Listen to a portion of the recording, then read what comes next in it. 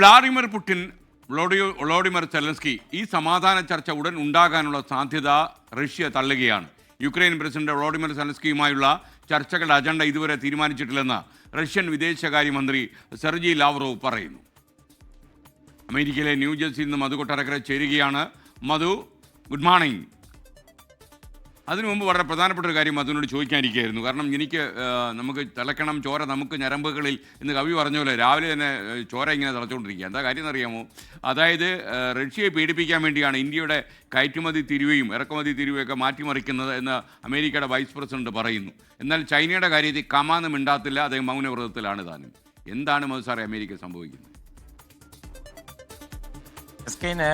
നമ്മളിവിടെ ശ്രദ്ധിക്കേണ്ട ഒരു കാര്യം എന്ന് പറഞ്ഞു കഴിഞ്ഞാൽ, അമേരിക്കയെ സംബന്ധിച്ച് 3 കാറ്റഗറിയിലുള്ള രാജ്യങ്ങളുണ്ടെന്നാണ് പറയപ്പെടുന്നത്. ഒന്ന് അടിമക്കണ്ണെന്ന് പറയും. അവർ പറയുന്നത് അനുസരിക്കുന്ന ചില രാജ്യങ്ങൾ, പാകിസ്ഥാനെ പോലെ ഇരിക്കാൻ പറയുമ്പോൾ ഇരിക്കും, എഴുന്നേക്കാൻ പറയുമ്പോൾ എഴുന്നേക്കും. 2 അവരുടെ സഖ്യകക്ഷികൾ, ഇസ്രായേൽ പോലുള്ള സഖ്യകക്ഷികൾ. 3ാമത് സൗഹൃദ രാജ്യങ്ങൾ. ആ സൗഹൃദ രാജ്യങ്ങളിൽ ഒന്നാമതായി നിന്നതാണ് ഇന്ത്യ ഗവൺമെന്റ്. പക്ഷേ നമുക്കറിയാൻ സാധിച്ചത് ബൈഡന്റെ കാലഘട്ടത്തിൽ തന്നെ, അതിന്റെ അവസാന കാലഘട്ടത്തിൽ തന്നെ ഇന്ത്യയുമായിട്ടുള്ള പ്രശ്നങ്ങൾ ചെറിയ തോതിൽ ആരംഭിക്കുകയും ചെയ്തു. പുതിയ പ്രസിഡന്റ് വരുമ്പോൾ ഒരു ട്രാൻസിഷൻ പീരീഡിൽ കൂടുതൽ രാജ്യങ്ങൾ തമ്മിലുള്ള ബന്ധങ്ങളൊക്കെ വിശദീകരിച്ച് കൊടുക്കുകയും ചെയ്യാറുണ്ട്. സൗഹൃദ രാജ്യങ്ങൾക്ക് മുകളിലേക്ക് ഇന്ത്യക്ക് ഇന്റലിജൻസ് ഉൾപ്പെടെയുള്ള വിവരങ്ങൾ നൽകുവാൻ അമേരിക്ക തയ്യാറായപ്പോൾ അമേരിക്കയുമായി അലൈൻ ചെയ്ത് നിൽക്കുമെന്നുള്ളൊരു പ്രതീക്ഷയായിരുന്നു അമേരിക്കയ്ക്ക് ഇന്ത്യയുമായി ബന്ധപ്പെട്ടുള്ള ബന്ധത്തിൽ ഉണ്ടായിരുന്നത്. ഇൻഡോ പസഫിക് മേഖലയിലുമെല്ലാം അവിടെ വന്ന ഉലച്ചിലാണ് ഈ ട്രംപിന്റെ ഭാഗത്തേക്ക് വന്നപ്പോഴത്തേക്ക് അത് തുടർന്ന് പൊയ്ക്കൊണ്ടിരിക്കുന്നത്. പക്ഷേ പറഞ്ഞ് തീരും എന്നുള്ളത് തന്നെയാണ് നമ്മളുടെ ഒരു വിശ്വാസം. മധു, ഇനി നമ്മൾ ചോദിക്കാൻ ഉദ്ദേശിച്ച ചോദ്യം, അതായത് ഇവർ തമ്മിലുള്ള കൂടിക്കാഴ്ച ഇവിടെ നടക്കുന്നില്ലെന്നുള്ളതും നടക്കാൻ സാധ്യത കുറവാണെന്നും അതല്ല അതിൻ്റെ അജണ്ട പോലും തീരുമാനിച്ചിട്ടില്ലെന്നും ഒക്കെ തന്നെ പറയുന്നു. അപ്പോൾ അതിനെക്കുറിച്ചുള്ള വിവരങ്ങൾ എന്താണ് അമേരിക്ക ലഭിക്കുന്നത്? ഇത് സംബന്ധിച്ചുള്ള വാർത്ത നമ്മൾ വെള്ളിയാഴ്ച കൊടുത്തിരുന്നതാണ്. പക്ഷേ ഇത് ഇന്നാണ് എയർ ചെയ്തത്.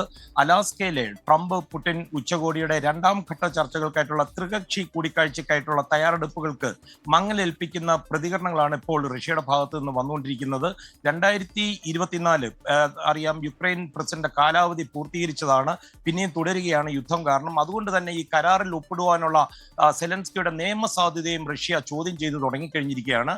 ഉച്ചകോടിക്കുള്ള അജണ്ട തയ്യാറാകുമ്പോൾ യുക്രൈനിയൻ പ്രസിഡന്റ് വ്ളാദിമിർ സെലൻസ്കിയുമായി കൂടിക്കാഴ്ച നടത്തുവാൻ പ്രസിഡന്റ് പുടിൻ തയ്യാറാകുമെന്നാണ് റഷ്യൻ വിദേശകാര്യമന്ത്രി സെർജി ലാവ്റോവ് പറഞ്ഞിരിക്കുന്നത്. എന്നാൽ ഇതുവരെയും ഒരു അജണ്ട ശരിയായിട്ടുമില്ല.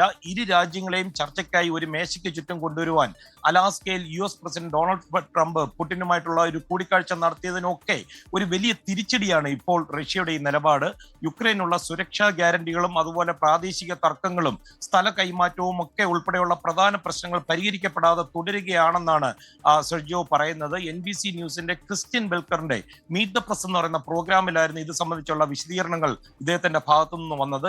അതേസമയം US പ്രസിഡന്റ് JD വാൻസ് ഇന്ന് വലിയ ശുഭാപ്തി വിശ്വാസമാണ് ഇത് സംബന്ധിച്ച് പ്രകടിപ്പിച്ചത്. ആരോഗ്യപരമായ ഒരു നയതന്ത്രത്തിലൂടെ യുക്രൈൻ യുദ്ധമൊക്കെ അവസാനിപ്പിക്കുവാൻ സാധിക്കുമെന്ന് അദ്ദേഹം പറഞ്ഞു.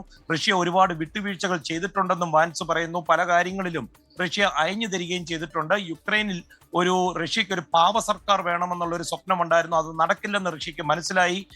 അതുകൊണ്ട് തന്നെ സമാധാന ശ്രമങ്ങളിൽ നിന്ന് പിന്നോട്ട് പോയാൽ റഷ്യക്കെതിരെ കൂടുതൽ ഉപരോധങ്ങൾക്കുള്ള സാധ്യതയുണ്ടെന്ന് വാൻസ് പറയുന്നു. ഇന്ത്യയുമായി ബന്ധപ്പെട്ടും അദ്ദേഹം ചില സൂചനകൾ നൽകി. ഈ 2ാം ഘട്ട തീരുവ ഇന്ത്യക്കെതിരെ അടിച്ചേൽപ്പിച്ചത് റഷ്യയെ സാമ്പത്തികമായിട്ട് അവരെ പ്രതിരോധിപ്പിക്കുവാനുള്ള ഒരു ശ്രമങ്ങളുടെ ഭാഗമായിട്ടാണെന്നാണ് വാൻസ് പറയുന്നത്. താങ്ക് യു മധു കൊട്ടാരക്കര. ലോകത്തെവിടെയായാലും ഏത് സമയത്തും 24 വാർത്തകളും ഓഗ്മെന്റഡ് റിയാലിറ്റി പാക്കേജുകളും എക്സ്പ്ലെയിനറുകളും വിശദമായി കാണാൻ ഞങ്ങളുടെ YouTube ചാനൽ നിങ്ങൾക്ക് സബ്സ്ക്രൈബ് ചെയ്യാം.